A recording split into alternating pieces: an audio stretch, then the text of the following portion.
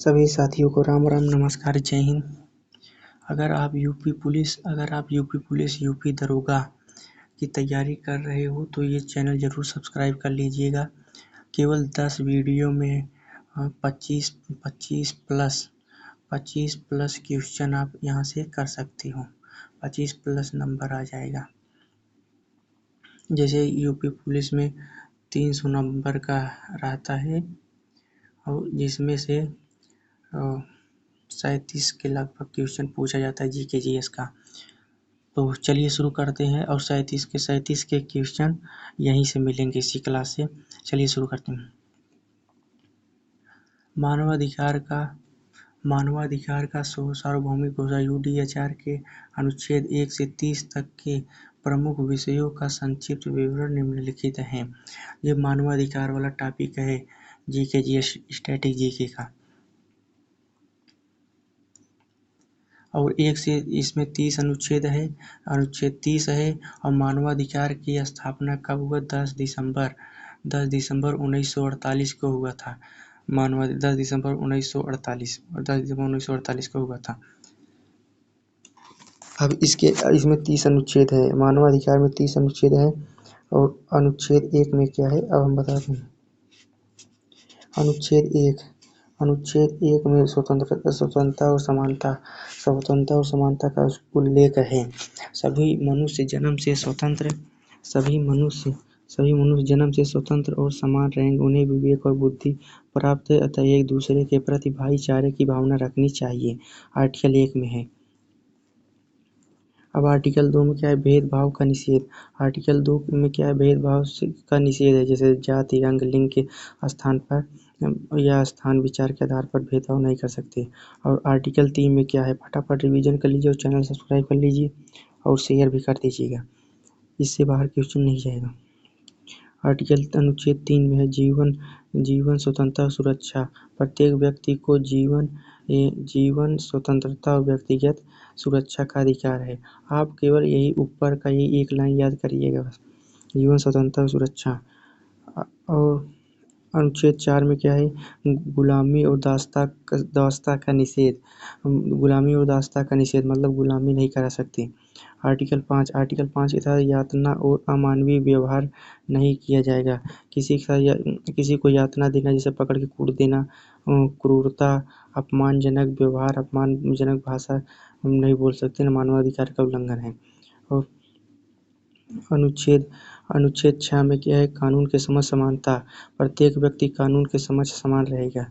और अनुच्छेद 7 में है कानून की समानता, मतलब सभी कानून के समान संरक्षण के हकदार हैं।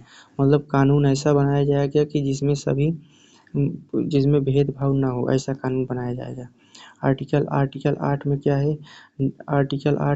न्याय प्राप्ति का अधिकार। न्याय प्राप्त करने का अधिकार है। आर्टिकल 8 में है। और मनमानी गिरफ्तारी का निषेध। आर्टिकल 9 में है मनमानी गिरफ्तारी का निषेध है। आर्टिकल 9 में मनमानी गिरफ्तारी का निषेध, जैसे पुलिस पकड़ के मनमानी तरीके से गिरफ्तार करके नज़रबंद कर देती है और देश निकाल देती है। कोई नेता लोग निकलवा देता है। ये आर्टिकल 9 में दिया है, मनमानी गिरफ्तारी का निषेध। आर्टिकल 10 में है निष्पक्ष सुनवाई। न्यायालय में निष्पक्ष और सार्वजनिक सुनवाई का अधिकार है। न्यायालय में निष्पक्ष और सार्वजनिक सुनवाई का अधिकार है। और आर्टिकल 11 में निर्दोषता का अनुमान, मतलब आप निर्दोषता का अनुमान, अपराधी तभी सिद्ध होगा जब कानूनन साबित होगा। जैसे अनुमान लगा के नहीं बता सकते कि ये अपराधी है। और अनुच्छेद 12 में, ये बहुत ही इम्पोर्टेंट, अनुच्छेद 12 में निजता का अधिकार है। इसमें निजी जीवन, परिवार, पत्र व्यवहार या प्रतिष्ठा पर अनुचित हस्तक्षेप नहीं कर सकते। निजता का अधिकार, जैसे कोई घर में है और कोई घुस गया अचानक बिना बताए, निजता का अधिकार का उल्लंघन हो गया।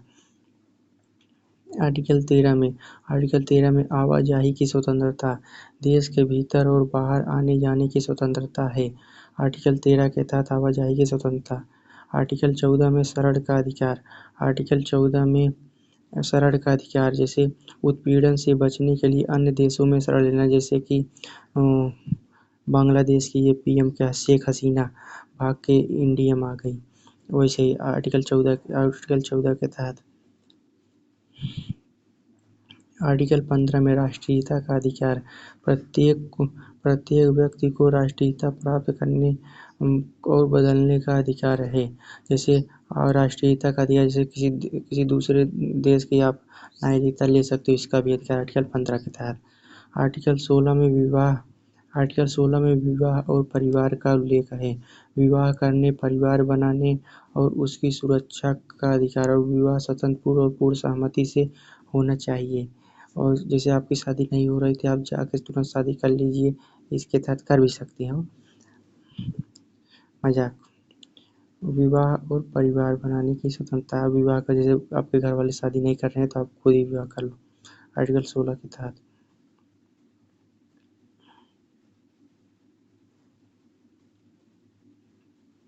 आर्टिकल 17 में किसका उल्लेख है? संपत्ति का। संपत्ति का अधिकार का उल्लेख है। अकेले या सामूहिक रूप से संपत्ति रखने का अधिकार है। मनमाने ढंग से इसे छीना नहीं जाता। आर्टिकल 17 के तहत आर्टिकल 17 संपत्ति आर्टिकल 17 संपत्ति से याद कर सकते हो। ट्रिक। आर्टिकल 18 विचार धर्म आर्टिकल 18 विचार धर्म और अंतरात्मा की स्वतंत्रता। आर्टिकल 18 में विचार धर्म और अंतरात्मा की स्वतंत्रता, ये आर्टिकल 18 है। और ये संविधान में क्या है? संविधान में आर्टिकल 18 उपाधियों का अंत है। ये दूसरा टॉपिक है, और मानवाधिकार का ये दूसरा आर्टिकल है, और संविधान में दूसरा आर्टिकल है। आर्टिकल 19 ये भी मिलता है आर्टिकल 19 के तहत अपने संविधान। अभिव्यक्ति की स्वतंत्रता। आर्टिकल 19 अभिव्यक्ति की स्वतंत्रता, बिना डर के विचार के जानकारी प्राप्त करने का अधिकार। आर्टिकल 20 में क्या है? सभा और संगठन की स्वतंत्रता। आर्टिकल 20 में सभा और संगठन की स्वतंत्रता का उल्लेख है। आर्टिकल 21 में लोकतांत्रिक भागीदारी का उल्लेख। आर्टिकल 21 के तहत लोकतांत्रिक भागीदारी का उल्लेख है। मतलब लोकतांत्रिक भागीदारी किसको कहते हैं? सरकार में भाग लेने, चुनाव लड़ने और निष्पक्ष मतदान का अधिकार है, आर्टिकल 21 के तहत। आर्टिकल 22 के तहत सामाजिक सुरक्षा। जैसे समाज के सदस्य के रूप में आर्थिक, सामाजिक और सांस्कृतिक अधिकारों का अधिकार है। जैसे आर्टिकल 22 में सामाजिक सुरक्षा, इतना याद करिएगा, सामाजिक सुरक्षा, जैसे समाज तुम्हें उन्नति की ओर रास्ता दिखाएगी, आर्टिकल 22 के तहत। आर्टिकल 23 कार्य का अधिकार। काम चुनने का अधिकार है आपको।